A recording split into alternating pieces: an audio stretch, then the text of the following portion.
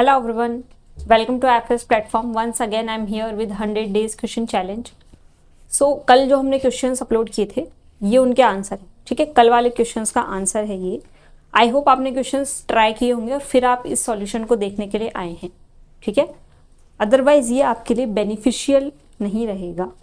तो देखते हैं आंसर्स क्या हैं। उससे पहले आपको ये चीज़ें मिलेंगी कहाँ, अगर कोई भी जो भी इस वीडियो को आप देख रहे हैं तो आपको ये स्कॉलरशिप टेस्ट कहाँ मिल रहे हैं या 5 क्वेश्चंस पर डे कहाँ मिलेंगे। आप एफएस की ऑनलाइन वेबसाइट पे जाके लॉगिन कीजिए। लॉगिन में टेस्ट सीरीज़ नाम का एक ऑप्शन होगा, उस टेस्ट सीरीज़ में आपको स्कॉलरशिप टेस्ट के क्लिक करना है। जैसे ही आप क्लिक करोगे आपको इस तरीके की चीज़ें वहाँ पे दिखाई देंगी, इस तरीके की चीज़ें शो करेंगी, ठीक है। चलिए तो पहला क्वेश्चन हम देख लेते हैं। The want of factor for a non electrolyte solute is.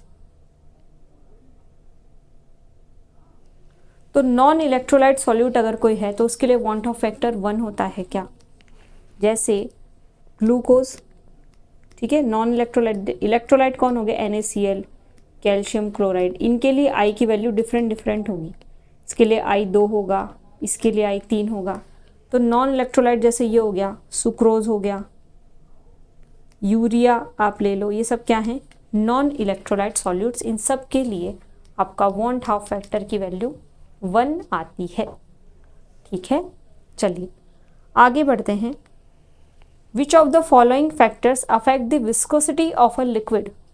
Viscosity of liquid को क्या क्या अफेक्ट कर सकता है। देखो, क्या टेम्परेचर अफेक्ट करेगा क्या, बिल्कुल। हमने बोला था कि अगर हम टेम्परेचर बढ़ाते हैं तो आपकी विस्कोसिटी डिक्रीज होती है, ठीक है। तो टेम्परेचर प्रेशर डिपेंडेंट होगा, बिल्कुल। कॉम्पोजिशन पे भी डिपेंड करेगा क्योंकि हमें क्या करना है, हमें उसके बीच के inter particle forces of attraction के बारे में सोचना है, ठीक है। तो जो inter particle forces of attraction है वो डिपेंड करते हैं कंपोजिशन पे।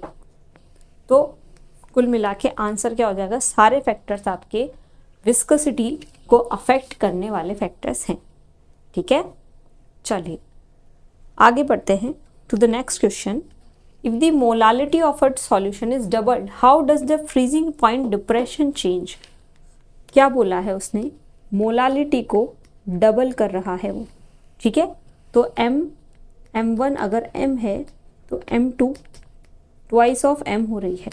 तो आप बताइए डिप्रेशन इन फ्रीजिंग पॉइंट आप क्या लिखते हैं, delta TF is equals to KF M1 1, और आप लिख सकते हो delta TF 2 is equals to KF molality in the second condition. अब आप ध्यान क्या देंगे, KF कांस्टेंट है, किसी भी पर्टिकुलर सॉल्वेंट के लिए कांस्टेंट रहेगा। तो आप देखो इसको हम अगर डिवाइड कर दें तो delta TF 2 divided by delta TF 1 is equals to M2 by M1। ये ट्वाइस M है, ये M है, ठीक है।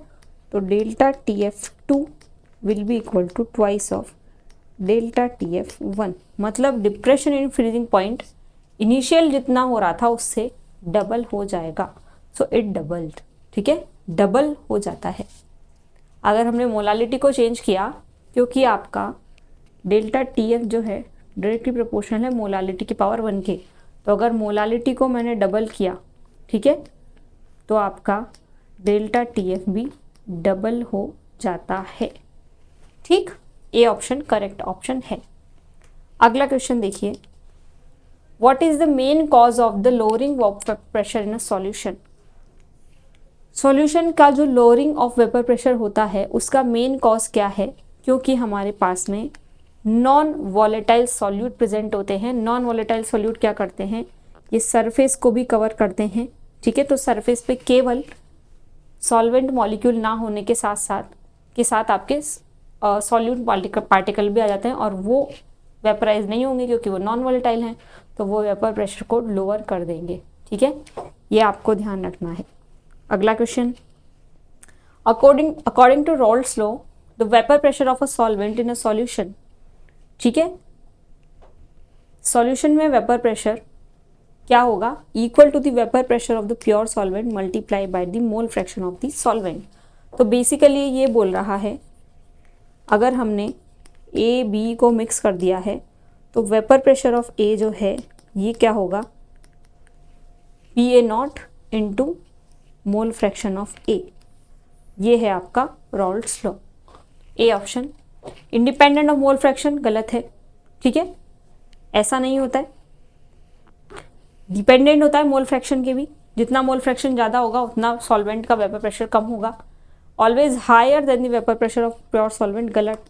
आपका पीए हमेशा प्योर सॉल्वेंट से कम आएगा, inversely proportional to the temperature, ये भी नहीं है आंसर।